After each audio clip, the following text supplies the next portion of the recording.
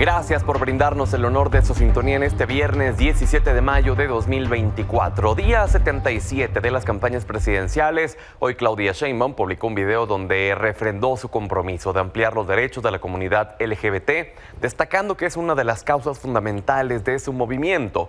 Xóchitl Gálvez dijo que más allá de la confrontación que habrá en el tercer debate presidencial, la realidad tiene a los de Morena contra la pared. Además, descartó que vaya a cerrar su campaña en la marcha de la Marea Rosa, mientras que Jorge Álvarez Maínez estuvo en encuentro con el Consejo de la Asociación Nacional de Universidades e Instituciones de Educación Superior, en donde abordó su propuesta educativa. Eso es lo que aconteció el día de hoy con las candidatas a la presidencia de la República, con el candidato también a la presidencia de la República. Y es que estamos un par de días de que se lleva a cabo el tercer debate presidencial. Los dos primeros encuentros estuvieron marcados por las propuestas y acusaciones entre las candidatas y el candidato. Y esta vez podría hacer la diferencia este ejercicio en el último jalón de la campaña.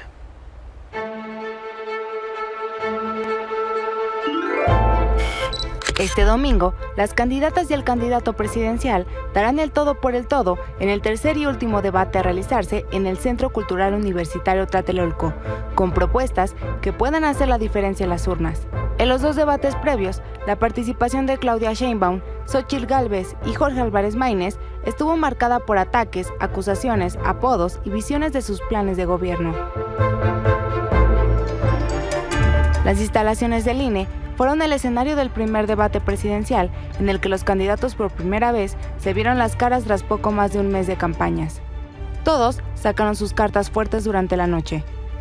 Xóchitl Gálvez reprochó a Claudia Sheinbaum el colapso del colegio Repsamen en 2017, el desplome de la línea 12 del metro y el caso de los Panama Papers. Mientras que la morenista criticó los pactos corruptos de la oposición en Coahuila y al cártel inmobiliario. Aquí tengo un documento que voy a subir en este momento a mis redes sociales que prueba que un año antes tenía los elementos legales para clausurar ese colegio. Eso se llama negligencia criminal. Y no lo hiciste porque no tienes corazón. Todo lo que está diciendo la candidata del PRIAN es absolutamente falso. ¿Cómo creerle a una mentirosa? Pero Jorge Álvarez Maínez también apostó a irse en contra de Xóchitl Gálvez, acusando al PRI de ser el peor partido de la historia. Y ella ahora, aunque le pese, aunque le cueste decirlo, es la candidata del PRI y es la candidata del peor PRI de la historia. A la mitad del debate, hubo quejas por parte de Maínez y Sheinbaum sobre las fallas en el reloj, acusando que estas beneficiaban a Gálvez, aunque después el formato también fue tema de incomodidad entre los candidatos. Para el segundo round, en los estudios Churubusco, tenían claro cómo moverían sus fichas. Xóchitl atacó con carteles. Sheinbaum respondió, mientras que Maínez fue el que más propuso. La candidata de las mentiras, que ahora sí le voy a decir, durante su administración fue el único estado que perdió empleos. Todos los estados generaron empleos. El único narcogobierno que ha existido declarado es el de Felipe Calderón del PAN. Qué bueno que la candidata de Morena presume los buenos gobiernos de Nuevo León y Jalisco, donde se hace transporte público, electromovilidad y trenes que no se caen. Allá no se caen. Aunque las discusiones se prolongaron hasta la conclusión del debate, hicieron un llamado al voto para el 2 de junio. A pesar de las calumnias de la candidata del PRIAN, de la corrupta, a pesar de eso hemos ganado el debate. Hoy México tiene dos caminos: claudicar o despertar. Despierta, despierta, despierta. Sí podemos construir el México que nos merecemos. El México nuevo no lo hará posible un presidente, un partido o un gobierno. Lo vas a hacer posible tú. Con información de Gaspar Vela y María Fernanda Castañeda, Meta 24.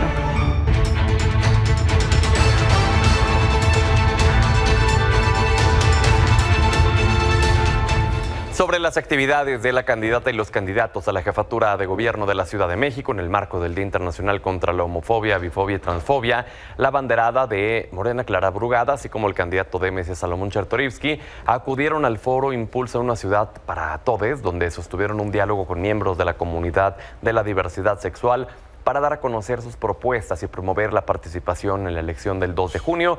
Por su parte, el candidato del PAN, Santiago Taboada, también se reunió con organizaciones y simpatizantes para firmar un acuerdo que garantice el empleo, la inversión a salud y también la seguridad para todos los miembros de la comunidad. Este domingo 19 de mayo, diversas organizaciones de la sociedad civil saldrán a las calles para participar en la llamada Marea Rosa. Respecto a este tema, hoy la consejera presidenta del INE, Guadalupe Tadei, hizo un llamado contundente a la oposición y a los asistentes de la marcha a que no utilicen el color oficial del INE, que es el rosa, pues dejó en claro que la movilización es un acto político y no debe transgredir la línea del respeto a la institución. Hago el llamado a que reflexionemos en el uso en el transgredir esta línea de respeto de ambas partes. ¿Sería un y llamado a directo todos, a Xochitl Gálvez, que yo tiene creo el que a rosa? todos los que podamos usar o no estos colores, porque también lo podemos observar en otras no sé, áreas de la vida. Pero sí es un llamado así de respeto. Pero cargarle los gastos de esta marcha Es un acto político, mi amigo. no hay que... No hay para dónde hacerse. Es un acto político. Tras este llamado de Guadalupe Tadei a la oposición, hubo respuesta de Max Cortázar, vicecoordinador de la campaña de Xochitl Gálvez.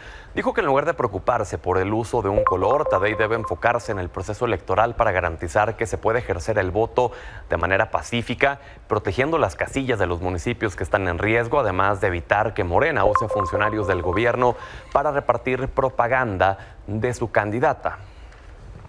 Y justamente vamos a hablar sobre esta marea rosa que ha generado polémica y también expectativas previo al último debate presidencial, que será apenas unas horas después. Le agradezco a Abraham Carro, integrante de la Comisión Nacional de Elecciones de Morena, y Amado Avendaño, vocero del Frente Cívico Nacional, que estén con nosotros esta noche. Bienvenidos. Gracias. Muchas gracias. Muchas gracias, Amado. Gracias. Amado, comienzo preguntándote. Dice Guadalupe Tadei, este es un acto político. ¿Es un acto político? Por supuesto que sí. Desde el primer acto que hicimos nosotros son actos políticos, pero este tiene la característica de que están incluidos los partidos. La política va mucho más allá de ser exclusiva de los partidos. Nosotros nacimos desde el 2022 como una oposición a este gobierno, porque nosotros estamos opuestos a que destruyeran el INE, a que destruyeran las instituciones. Nosotros nacimos siendo oposición, desde la ciudadanía, pero oposición. Entonces dices, ¿está organizado por los partidos? No, desde luego que no.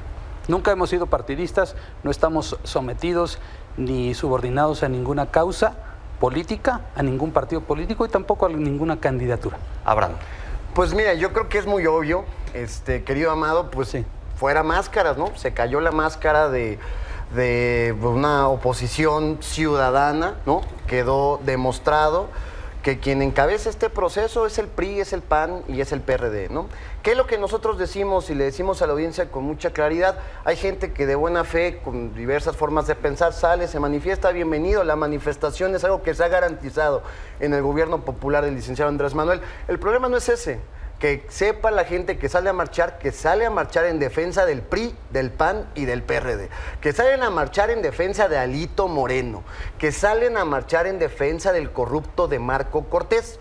Y ellos tienen pues un jefe político y jefe económico que es uno de los empresarios más beneficiados por los anteriores gobiernos, que es Claudio X González. Ellos son los que están detrás de esta marcha. Nosotros decimos, como nunca antes hay democracia hoy en nuestro país, y los destructores de la democracia, los que se encargaron de postergar el legado de la democracia en nuestro país, pues son los que ahora se ponen esta idea de que son demócratas y quieren salir a marchar. Hoy lo que dijo la señora Tadei es muy importante porque le hace un llamado. O sea, decir, como tantos años el PRI ha usado los mismos colores de la bandera, ahora también quieren posicionarse esta oposición que representa el PRI y el PAN con los colores del INE. Les decimos, por favor, la gente no somos tontos, ya despertamos. ¿Qué respondes? Yo creo que hay un evidente desprecio de la clase política a lo que hacemos los ciudadanos. La ciudadanía, yo por ejemplo nunca he tenido una militancia partidista ni aspiro a ningún cargo de elección popular. Y hay muchísima gente como yo, la inmensa mayoría de los ciudadanos no aspiramos a ningún cargo de elección popular, pero sí queremos tener buena representación, queremos estar bien representados. Y este discurso, que es bastante repetitivo, evidencia el desprecio que hay por la sociedad civil. El tratar de decir, es que ustedes están por Alito, por Marco, es decir, ustedes no valen nada y nosotros nos consolidamos, fuimos Marea Rosa, hicimos 3 movilizaciones sin tener una cabeza visible, no en torno a un caudillo, a una candidatura, a nadie. Y después de eso, fuimos nosotros quienes decidimos que hubieran candidatos esta vez. ¿Por qué el color rosa? Porque la primera vez que salimos de color rosa para defender al INE. Y ese fue un color de identidad de la Marea Rosa. De hecho, los partidos políticos nunca van de rosa, van de sus colores, nunca van con nosotros de rosa. Cuando ellos han marchado con nosotros, que lo han hecho, llevan sus propios colores. Ellos no si no ya estuvieran todos vestidos de rosa, fíjate. Oye, Amado, te pregunto, ¿por qué no invitaron a Movimiento Ciudadano a esto? Lo invitamos desde el principio, ¿sí? Desde la primera vez. Nosotros nos empezamos a reunir con los partidos políticos desde el 2022 para decirles necesitamos la máxima unidad posible. ¿Y para esta del domingo los invitaron? Claro que sí. ¿A Jorge Álvarez Maínez? Ah, no, a esta no, ya no, ellos nos desprecian. Ellos nunca nos han recibido, fíjate. Dante nunca nos recibió, jamás. Nos recibió Alito, nos recibió Marco, nos recibió Jesús Zambrano desde el principio, y nuestra insistencia era elecciones primarias, no solo para la presidencia de la República, para todas, la participación ciudadana en esas elecciones primarias, y ellos se negaron siempre, hasta que llegó el Frente Amplio por México, que fue una demanda ciudadana que hizo que se abrieran, porque si no, la candidatura estaría en manos de otra persona. Sin embargo, Abraham, cuando se dieron a conocer las listas de posiciones plurinominales, de candidaturas y demás, hubo un reclamo de parte de la gente que decía, pues oye, sí decían que involucraron a la sociedad civil en este proceso de selección y no les dieron nada. Claro. No, a ver, ¿qué es lo que estamos viendo nosotros, no? Primero, es muy interesante la posición de Amado, porque es la posición de un sector muy conservador de este país, que donde lo que menos soy es conservador, son conservadores. Yo soy de izquierda. Yo soy de izquierda. Están a ser de izquierda, no defenderían a la propuesta impopular, fíjense, a la propuesta impopular que representa Xóchitl Gálvez. Es la regresión al sistema más autoritario de este país. Un hombre de izquierda, una persona que se diga de izquierda, que defiende valores de izquierda, jamás estaría defendiendo la candidatura de Alito, jamás estaría defendiendo la candidatura de Marco, y la izquierda se demuestra con hechos. Yo les quiero decir 2 cosas. Primero, es muy interesante. El partido, primero, es muy interesante que digan, fíjense, que hay ciudadanos buenos y ciudadanos malos. Los que nos movilizamos a apoyar el gobierno popular del licenciado Andrés Manuel, somos el 70% de este pueblo, Amado. No los desprecies. ¿Y por qué están tan preocupados? No, preocupados, perdóname. ¿Por qué está tan enojado el presidente? Aquí Alito llorando porque Maínez no se quiso bajar. Y perdóname, querido Pedro, porque le tengo que decir a tu auditorio que las palabras de este vulgar es, oye, si te faltan huevos, te los presto. Esas son las expresiones que ocupa Alito. Así se llevan Esto es lo políticos. que representa. No, señor, usted viene a representar una clase política que está con Alito, que está con Marco, y son los que ustedes quieren impulsar. ¿Qué va a pasar? Les quiero decir, esto es lo que va a pasar. Por esto le tienen mucho miedo. Porque en la encuesta de encuestas, permítanme, en la encuesta de encuestas, en donde ya se metieron las encuestas, incluso las pagadas por Xóchitl, de México Elige, todas estas que está pagando de Massive Caller, que sirven para nada, porque son, ella misma lo ha dicho, que quien le paga a Massive Caller es que quien define el resultado, pues están muy espantados porque saben que les vamos a poner una lección de dignidad el próximo 2 de junio. Entonces, bienvenido que salgan, pero fuera máscaras, importante. ¿Alguien estaría preocupado si tuviera 30 puntos de ventaja? ¿Estarían así de preocupados? Pues preocupados ustedes. Oye, ¿por qué? El pueblo nos estamos organizando. ¿Y por qué no tratan así a Álvarez Maínez? ¿Cómo? Pues si les llevan 30 puntos de ventaja a Xóchitl, ¿por qué están tan preocupados? Preocupados ustedes porque les está ganando el segundo lugar. Andrés en el 2018 iba en caballo de Hacienda. Se portaba así. Y no ganó por más de 30 puntos. Fíjate, te voy a decir una cosa aquí. Uno a la vez nada más, vamos a dejar que termine Amado y luego vamos contigo, Abraham. Nadie está tratando en este país a Xóchitl Gálvez como candidata perdedora. Nadie. Mucho menos el presidente. El presidente todos los días se está metiendo en la elección por una razón. Sabe que no las tiene todas consigo. De otra manera, pues estaría tranquilo, estaría siendo condescendiente. Hoy está metiéndose todos los días en el proceso electoral, está manipulando las encuestas. ¿Alguien le cree a estas encuestas de veras? Oye, Amado, ¿esta concentración del domingo es para impulsar a Xóchitl Gálvez? Sí, claro, es para impulsar la democracia. La única manera, la diferencia es que nosotros tenemos a estos candidatos, y ellos lo saben, como instrumentos de la democracia. Ellos son la llave, no son la puerta. Nosotros lo que queremos es abrir esa puerta. Democracia, libertades, respeto a lo que piensa el otro. Lo que nosotros queremos es un país en donde todos valgamos lo mismo, no solo que se merezcan la bandera los que piensan como yo y los otros son traidores a la patria. Queremos un país para todos. México es plural, es diverso. ¿Por qué este señor López Obrador lo que ha hecho es dividir hasta incluso las familias? Y este país no lo merece. Nosotros queremos un país donde todos quepamos. Abraham. Fíjate que muy interesante, insisto, porque para ellos, para este grupo conservador, muy conservador, yo no soy conservador, les preocupa amigo. mucho sí mantener esta idea de que ellos son ciudadanos, pero ciudadanos. Los que apoyamos una transformación en este país, que somos el 70% de la población y que vamos a arrasar ¿Y el qué les próximo preocupa? 2 de junio a su candidata de papel, les vamos a arrasar. Les preocupa mucho, pues incluso querernos reconocer este grado de ciudadanos. Te voy a decir algo, sí, querido son Amado, ciudadanos. somos ciudadanos y no somos de segunda, y no, exigimos de primera. respeto. Son Porque ciudadanos como de ustedes, primera como fíjense, nosotros. ¿cómo quieren gobernar? Hablan ustedes de división cuando lo único que hacen con nosotros es constantemente, permanentemente atacarnos con mensajes de odio. Eso ¿cuál? ha sido la campaña que ha organizado Xóchitl Gálvez en redes sociales de narcopresidente y narcocandidata. Eso es lo que ustedes quieren mandarnos a nosotros. ¿En verdad creen que el pueblo de México va a salir a defender esa posición autoritaria? ¿Qué es lo que nos preocupa? Y sí lo quiero decir, Pedro, esto nos preocupa. Las alianzas políticas perversas. Hoy nos preocupa mucho que el sistema esté en manos de personas que tienen abiertamente una posición en defensa a la candidata de un grupo muy minoritario que ha destruido este país. Eso sí nos preocupa. Esta cena que se dio a conocer y que no puede negar, ojalá que salga la ministra a decirnos pues que fue mentira, que también invitó ahí al presidente Morena, que está abriendo el espectro democrático. No, son cínicos porque saben que no va a pasar nada. Pero le queremos decir algo, no solamente a Amado, al pueblo de México y sobre todo a aquellos que opinan distinto a nosotros. La gente ha despertado. El pueblo no es tonto. El pueblo está listo y despierto y por eso les vamos a poner una lección de dignidad el 2 de junio. Adelante, fíjate, esta es la evidencia de que lo que hay son consignas. No es propiamente un debate y una exposición de ideas. Son consignas ya muy hechas. Eso es lo que a nosotros desde la ciudadanía no nos gusta, ni de un lado ni de otro, ¿eh? No creas que es que nosotros decimos, ya traen su manuscrito de lo que hay que decir, ¿no? Los ciudadanos somos mucho más libres que eso. Por eso hemos logrado lo que hemos logrado. O sea, ya quisiera un partido político, el que sea, hacer este tipo de movilizaciones. No, les vamos a enseñar a movilizar. No, ya sé, es que nosotros no enseñamos a nadie a movilizar, nos movilizamos solitos. El pueblo de México también lo hace. Sí, pero ustedes acarrean a gente. Ajá, o sea, fíjense, eso es lo interesante. Las movilizaciones de izquierda acarrean. Las movilizaciones de derecha, ellos no. No, es que yo no soy de derecha, compañero. Este movimiento es de ciudadanos. Pues qué triste que piensas que entonces la gente tiene que venir acarreada. Es que los vemos, no es que Oye, Amado, pues en la conformación de este Frente Amplio por México, tienes al partido del PRI que se autoasume como de centro izquierda, según lo último está en la Internacional Socialista. Que supe.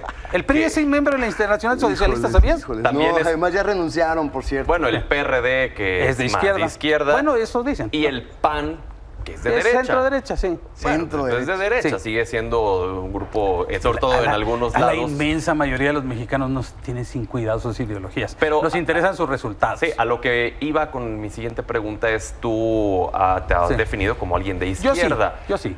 No, de repente te pones en un conflicto con lo que propone el PAN. Por ejemplo, cuestiones como el aborto. No, porque mira, lo que me interesa a mí es que haya democracia en este país, que siga habiendo democracia.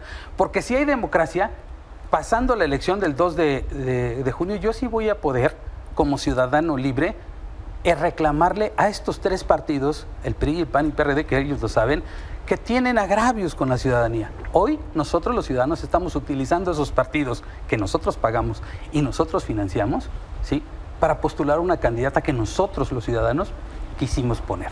¿Es Xóchitl Gálvez candidata ciudadana? Es candidata de nosotros la pusimos. Nosotros los ciudadanos hicimos un método, impulsamos un método porque los partidos políticos no lo querían. Nosotros lo impulsamos en agosto del año pasado, julio-agosto del año pasado. Y de ahí salió un método en el que salió Xóchitl, porque Xóchitl no estaba en el escenario político. No es una advenediza, pero el método fue lo que la legitimó. De otra manera hubiera sido otro candidato. Las ideologías ahorita, a nosotros los ciudadanos, es más, hay muchos ciudadanos que votaron por Morena, que han votado por el PRI, se cambian de partido. Las ideologías son lo que menos nos interesa en este momento. Lo que nos interesa son los resultados. Y este gobierno es un desastre en materia de resultados. Ese es el problema. La gente está harta de que no hayan resultados. Ese es el problema. Una última intervención, Abraham. Muy breve, querido Pedro. A ver, las encuestas dicen otra cosa. Me queda claro que Amado vive en cualquier lugar, menos en México. Salió hace poco los datos en donde declara Marco Cortés que negoció el tema de la candidatura de Xóchitl, la presencia del PAN a la presidencia a cambio de espacios, lo cual, por cierto, pues representa la corrupción del PAN. Eso es lo que viene a decir. Aquí vienen a defender que hay una propuesta ciudadana, perdón, nada más equivocado. Y nada más equivocado cuando dicen que el pueblo es tonto. Hoy hay revocación de mandato, una propuesta del licenciado Andrés Manuel. Hoy estamos viviendo en democracia como no se había vivido. ¿Qué le decimos a tu auditorio? Que salgan a votar el 2 de junio. Vamos a darles, junto con Claudia Sheinbaum, una lección de dignidad a aquellos que nos quieren regresar al pasado con mentiras. 30 segundos, Amado. Los esperamos este domingo 19 de mayo en el Zócalo de la Ciudad de México a que se sienta esa energía ciudadana que ha cambiado el rumbo de este país y que el 2 de junio lo va a cambiar más que por cualquier candidato o por cualquier ideología, por este país, por México, por nuestras familias. Caballeros, gracias. Gracias, vamos a la pausa, pero antes, como cada viernes, lo dejamos con el coordinador de los senadores de Morena, Ricardo Monreal, y su sección Antilogía.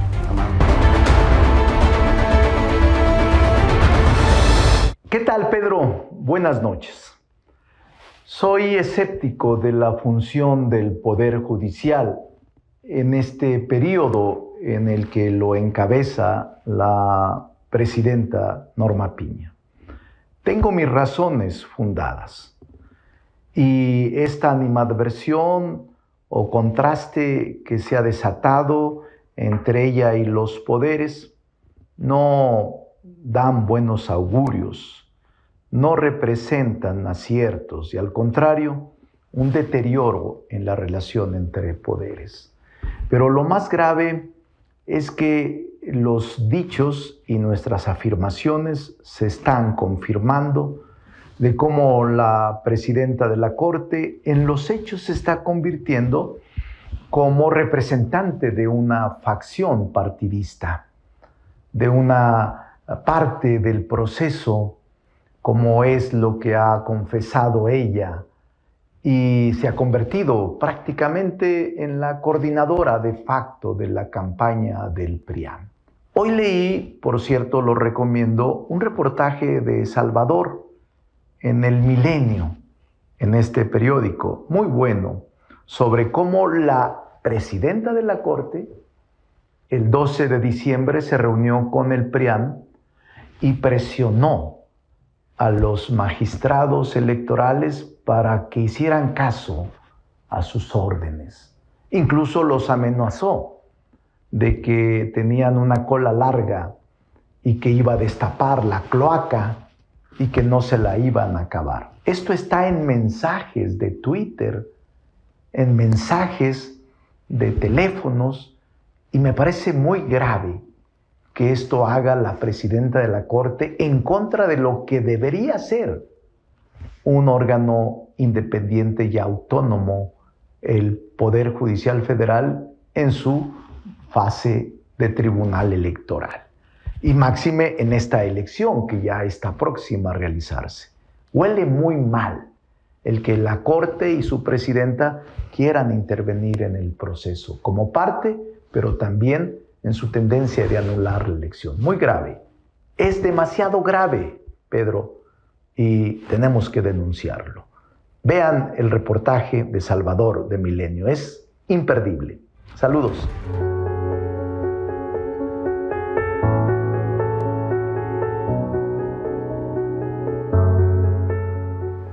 Bienvenida, Tali Iscan. Oye, ¿qué ha pasado con Rusia principalmente? Hola, Pedro. Muy buenas noches. Esta semana sí hemos tenido algunos avances en el contexto de la guerra ruso-ucraniana. Putin, de una manera no esperada, cambió su secretaria de defensa. Ya no va a ser Shoigu y pues estamos hablando de un perfil mucho más economista, mucho más financiero en esta cosa. Entonces yo creo que sí vale la pena analizar el por qué. Mira, Rusia actualmente está ocupando 7.5% de su PIB en la industria militar. En los tiempos de la Unión Soviética eso era 13%, lo cual es muy alto. Entonces, considerando ahorita los tiempos globalizados, pues es una inversión muy alta. Entonces, claramente Rusia quiere vigilar el proceso y claramente quiere administrar su economía de guerra.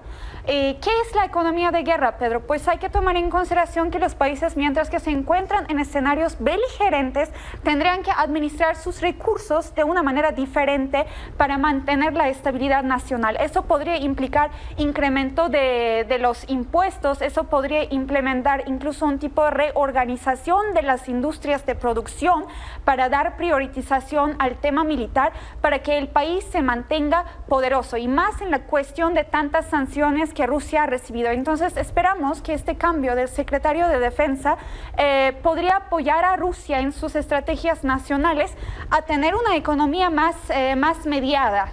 Oye, y esta semana fue a China. Esta semana sí fue a China y yo creo que es muy importante porque justo hace 2 semanas el presidente chino había visitado a Francia, entonces incluso habían negociado la política exterior que tendrían con Europa ahorita, y Putin regresó bastante contento. De hecho, hay videos donde Putin está hablando de la hermandad que tienen con China. Se habla de diferentes tipos de cooperación económica, militar, geopolítica, y también se habló de una posible alianza de no límites. Entonces aquí vemos claramente un ejemplo de resistencia de estas potencias ante el occidente. Oye, y en este equipo que se ha formado entre Rusia y China, ¿quién es más poderoso? Pues yo creo que son diferentes tipos de poderes, ¿no? Entonces, Rusia claramente está dominando toda la industria militar y tiene una política exterior mucho más ofensiva, mientras que China se abstiene mayormente y simplemente observa, porque también China tiene inestabilidades y posibles conflictos que todavía no salen sobre el escenario. Por ejemplo, el posible conflicto con Taiwán todavía no es algo que aceleró todo el escenario internacional, pero en cualquier momento puede escalar. Entonces yo creo que ahorita la política de China ha sido observar y tomar lecciones de aprendizajes de otros países. Entonces son potencias diferentes. China en el poder económico, en el poder tecnológico, en el poder comercial sí domina más que Rusia, pero en lo militar Rusia tiene más influencia. Y en esa balanza, ¿qué predomina más? Porque en una alianza siempre hay quien se asume como el más poderoso y que por ende cede menos. Yo creo que es una pregunta muy interesante porque el día de hoy hay que reconocer que Rusia se encuentra en un escenario de vulnerabilidad, está en una guerra, está recibiendo sanciones, está de alguna manera teniendo problemas y retos comerciales, pues dado que ha sido sancionado, dado que muchos alianzas comerciales han cancelado proyectos con Rusia. Entonces yo diría que China ahorita en términos de estabilidad podríamos decir que está más fuerte, y también en términos de alianza también podemos decir que tiene menos enemigos que Rusia el día de hoy. Oye, y rápidamente, porque se nos va el tiempo, ¿alguna actualización de la guerra en Gaza? De la guerra en Gaza, lamentablemente, los ataques en Rafah siguen, a pesar de toda la presión internacional que Israel ha recibido. Netanyahu sigue con sus políticas de agresión. Eso ha generado una crisis humanitaria mucho más grave en la región. Más de 100,000 personas tenían que evacuar la zona, y un avance muy importante, Sudáfrica, como te acuerdas, el año pasado había acusado a Israel por cometer genocidio ante Corte Penal Internacional. Esta semana pidió un cese de emergencia justo por el tema de evacuar o forzar a evacuar la zona de Rafah. Entonces está también impulsando esas políticas anti-israelitas en los foros internacionales, un país como Sudáfrica. Sigue las condenas internacionales, pero pues no hacen mella en Netanyahu. Pero pues sí genera presión de alguna manera, porque estamos hablando de un aliado estratégico de BRICS, entonces también quién respalda estas propuestas. Eso es muy importante de analizar. Claramente no se va a generar un cambio radical, pero yo creo que a nivel discursivo es algo bastante significativo. Pues Talia, como siempre es un honor tenerte con nosotros. Gracias. Muchas gracias, Pedro. Mi estimado Rapé, bienvenido. Mi querido Pedro, otro viernes. Vamos. Con los cartones internacionales de la semana, con la venia de Cartoon Movement y de Cartoon for Peace, vamos a tener cartones sobre la inteligencia artificial. Ok. Porque es Hemos hablado mucho en este espacio de la inteligencia artificial. A ver qué te parecen estos cartones, porque sí se lucieron. Hubo una convocatoria de parte de Cartoon for Peace para un libro especial que pretenden vender para poder reunir fondos. Es lo que hace Stantis de Estados Unidos, regala esta joya del hombre de Vitruvio. Sí, claro. Vamos al que sigue. Y Estelina desde Taiwán nos regala esta joya en donde... Esto es muy interesante. Mucho. La evolución, ¿no? Y que dice, hasta aquí llegaste. Este está fuerte. ¿Será o será que el hombre lo manipula al... Puede ser, eso está libre de interpretación. Yo veo así como un stop. Ok. Pero vamos con el que viene. Este es mi queridísimo hermanito cubano Oligán, que vive ya en México desde hace muchos años. Nos regala también esta joya, que es muy fuerte. Sí. Somos las mascotas ahora de la inteligencia artificial. Vamos con el que sigue, que también, esta es una joya. ¿Te acuerdas de aquella joya de fotografía de los constructores de los edificios de Manhattan, de Chicago? Pues está. Daniel García de Estados Unidos nos regala también esta joya. Oye, Rapé, habrá mucha gente que diga, bueno, no, pero es que yo no uso el chat GPT como para estar usando la inteligencia artificial, pero es que ya está implícita, ¿no? En todos lados. En las redes sociales también, en lo que tú buscas a través de Google. El periodismo. En el periodismo está también. Nuestras vidas. Sí, así que ya llegó para quedarse. Esta es una joya, señoras y señores, de Bramhall, de Estados Unidos, de que pues la competencia está entre dos personas, una que necesita una andadera y el otro que necesita una periquera. Órale. Bennett desde Estados Unidos nos regala también es otra joya. El próximo debate parece que va a ser en estas condiciones. Porque coincide con el tema judicial de Donald Trump, que Biden le propuso que fuera antes, ¿no? Justo este tema también sigue aquí con el retrato señor del rey Carlos. Que parece fantasmal. ¿Te acuerdas de los cazafantasmas? Algunos dicen que diabólico. Sí, infernal, sanguinario. Y vamos con el que sigue, pues seguimos con este tema. Emad Hajjaj nos regala esta joya. Pues parece que no pasa ningún día, parece que en la agenda de todos los días, el siguiente día es lo que está pasando en Gaza. Caray, qué triste. Y también, Kadura desde Suiza nos regala este cartón donde vemos al tío Sam, la Estatua de la Libertad y lo que está pasando también en Gaza. Y ya, ustedes no nos da tiempo de leerlo. Vamos al que sigue. Chapat desde Suiza nos regala esta joya sobre el Me Too en el Festival de Cannes. Así la situación. Así la situación, mi querido Pedro. Mi estimado Rapé, qué gusto. Mucho, siempre es un placer estar aquí. Nos vemos la siguiente semana. Vamos a la pausa y ya volvemos. Buenas noches, don Manuel Somoza. ¿Cómo cierran los mercados la semana? ¿Qué tal, Pedro? Buenas noches. Bueno, pues cierran bien, con alzas ligeramente positivas en prácticamente todos los índices, con excepción del Nasdaq, que pierde 0.07. Sin embargo, el peso mejora su cotización y cierra en su mejor nivel al 16.51. Después del cierre se fue a 16.60. Sin embargo, el dato sigue siendo francamente bueno. La única información económica importante fueron los datos del China, donde la producción industrial sube 7.06%, pero las ventas al menudeo dejan mucho que desear, con un pobre crecimiento del 2.2%. Vamos a ver cómo se desenvuelve esto en los días por venir. El discurso de la Fed sigue siendo negativo. No quieren torcer el brazo y pensar o decir que la tasa puede bajar en septiembre, a pesar de que las probabilidades de Wall Street dicen en un 60% que la tasa sí va a reducirse en el mes de septiembre.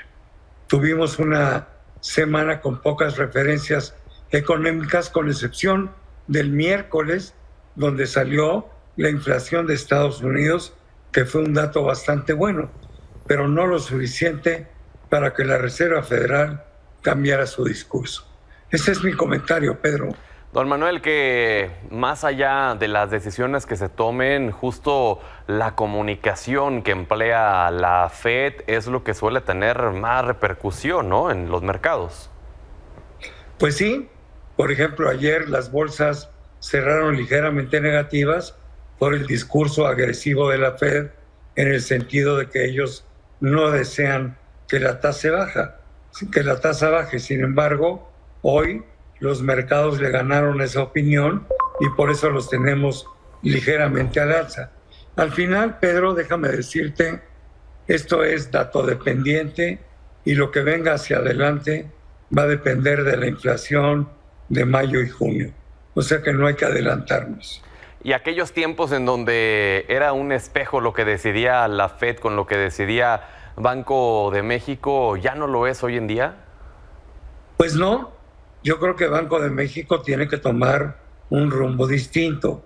La inflación en México puede que todavía rebote un poquito en mayo, pero la diferencia de tasas de interés entre el peso y el dólar son tan grandes que le dan espacio a Banxico para que baje la tasa 1/4 punto, lo cual sería además conveniente porque los datos económicos de México se están desinflando en forma importante.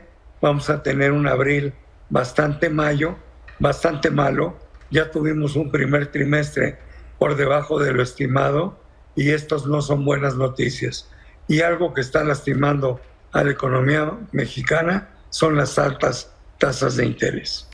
Nos quedan 30 segundos, don Manuel, pero me gustaría preguntarle justamente cómo calificaría hasta ahora el desempeño, el actuar de Banxico. Yo creo que ha sido francamente bueno. Sin embargo, yo creo que ahora Banxico ya puede desligarse de las decisiones de Estados Unidos y tomar sus decisiones propias. Más que nada porque las condiciones son distintas. La tasa real del dólar es de 0.5%, la tasa real del peso es del 6.5%, lo cual me parece a mí, por lo menos, demasiado exagerado. Pues muy bien, don Manuel, como siempre un gusto, nos vemos el lunes. Gracias, Pedro. Buen fin de semana. Igualmente. Para ti y para tu audiencia.